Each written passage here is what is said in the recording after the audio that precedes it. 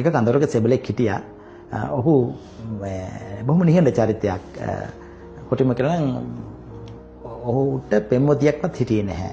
කඳවුරේ හැමෝටම පෙම්වතියෝ ඉන්නවා. මොහුට නෑ. මොහු රාජකාරියටම කැපවෙච්ච බොහොම නිහඬ චරිතයක්. අලුතෙන් ආපු සෙබළෙක්.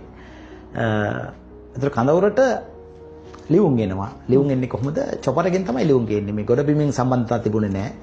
එතකොට හැමදාම විටින් විට එන චොපරවල මේ පෝරවල දාලා තමයි ලියුම් ගේන්නේ. ඒතකොට ලියුම් මල්ල කඳවුරට ගෙනාපු ගාම චොපරකින් කඳවුරේ අය මීමැස්ස වගේ වට වෙලා තමුන්ගේ නමට තියෙන ලියුම් අරගෙන දුවනවා. මොකද ඒ තරම් ලිපියක් පිළිබඳව දැවෙමින් ඉන්න පිරිසක්. මොකද වෙන කිසිම සම්බන්ධකම් අද වගේ මේ ෆෝන් අරගෙන මුකුත් තිබුණ නැති නිසා.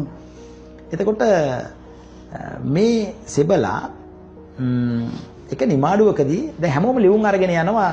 ඒ සෙබලට ලියුමක් නැහැ. ලියුමක් කියවන්න පෙම්වතියක් නැහැ. ඊට එක නිමාඩුවකදී ඔහු තමුන්ගේ ප්‍රේමය හාහපුරා කිය තමුන්ගේ මේ නෑනට ප්‍රේම යෝජනාවක් විවාහ යෝජනාවක් කියනවා. නෑන කලබලලා මොහො තරේ ප්‍රතික්ෂේප කරනවා. බයි. එහෙමයි. ඊට පස්සේ මොහු ආපහු කාලෙකින් නිමාඩු ගිහලා දෙවෙනි නිමාඩුවේදීත් මේ උත්සාහය දරනවා. නමුත් ඔහු නිර්දය ලෙස ප්‍රතික්ෂේප කිරීමට ලක් වෙනවා මිසක් ඒ ප්‍රේමයට අනුකූලතාවයක් දක්වන්නේ නැහැ. ඊට පස්සේ කොහොම කාලයක් ගියාට පස්සේ මාස ගානක් කඳවුරේ කිසියම් මෙහෙයුමකට බටපිරිසක් සූදානම් කරනවා. එතකොට මේ සෙබළත් ඒ මෙහෙයුමට සම්බන්ධ වෙනවා.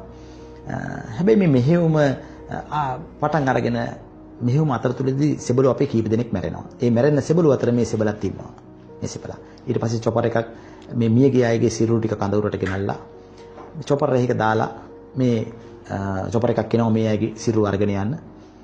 ඒ චොපර් එක ඇවිල්ලා මේ අයගේ සිරුරු ටික මේ අර මං කිව්ව සෙබළගේ සිරුරත් ඇතුළුව සිරුරු ටික චොපර් එකට දාගන්නකොටම චොපර් එකෙන් සුපුරු විදිහට ලියුම් වලක් ගෙනල්ලා දෙනවා කඳවුරට.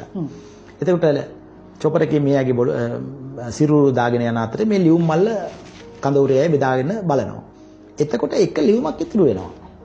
මේ ලියුම හරියටම මේ මිය ගිය සෙබළගේ නමට ආපු ලියුමක් ප්‍රථම වතාවට ආපු ලියුමක් ලස්සන අකුරු තියෙන. එතන ඉන්න සැරෙන් වරෙක් මේ ලියුම කඩනවා. දැන් අයිතිකරු මිය ගියින් කියලා දන්නවනේ. ඔහුගේ නමට ලියුමක් ආවට බලන්න කෙනෙක් නැතිව කඩපුවාම අර නෑන එවපු ලියුමක් ඔහු ප්‍රේමය ඉල්ලලා ප්‍රකාශ කරපු නෑන එවපු ලියුමක්. ඒකේ තියෙනවා ඔයා අවස්ථා කීපයක් මගෙන් මේ ගැන ඇහුවා. මම මුලින් ඒක නැගපති වුණා. නමුත් මං අම්මා එක්කත් කතා කරා. මං ඔයාගේ යෝජනාවට කැමතියි කියලා. හැබැයි මේ ලියුම ලැබෙනකොට ඒ සෙබළගේ සිරුර අනුරාධපුරයට චොපරේ කියනවා.